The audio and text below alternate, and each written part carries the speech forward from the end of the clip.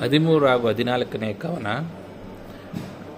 ಕಾಲಕೂಟ ಹಲಾಹಲವ ಕಾರ್ಕೂಟ ದಾರದ ವತ್ಸನಾವಿ ಕರಾಳ ಸೌರಾಷ್ಟ್ರಿಕವ ಶೌಕ್ಲಿಕ ಸುಪ್ರ ದೀಪಕವ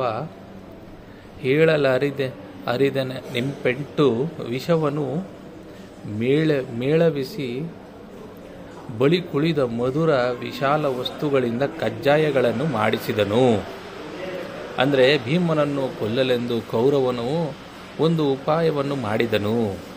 ಕಾಳಕೂಟ ಹಾಲಾಹಲ ಕಾರ್ಕೂಟಕ ದಾರದ ಸೌರಾಷ್ಟ್ರಿಕ ಶೌಕ್ಲಿಕ ಸುಪ್ರದೀಪ ವತ್ಸನಾಭಿ ಎಂಬ 8 ಮಹಾವಿಷಗಳನ್ನು ಸೇರಿಸಿ ಸಿಹಿಯಾದ ಅನೇಕ ವಸ್ತುಗಳಿಂದ ಕಜ್ಜಾಯಗಳನ್ನು ಮಾಡಿಸಿದನು. 14ನೇ ಕವನ. ದಿಟ್ಟಿಸಿದರೆ ಎದುವು ದಿಟ್ಟಿಸಿದೆ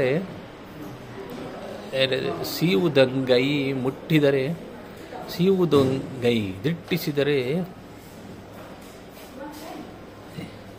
ದಿಟ್ಟಿಸಿದರೆ ಎದೆ ಸೀವುದಂಗೈ ಮುಟ್ಟಿದರೆ ಉಗುಳುವುದು ಬಳಿಕವು ನಟ್ಟ ಕೈಕರಣದ ಸುವಾರದ ವಿದ್ಯಾವೇನರಿದು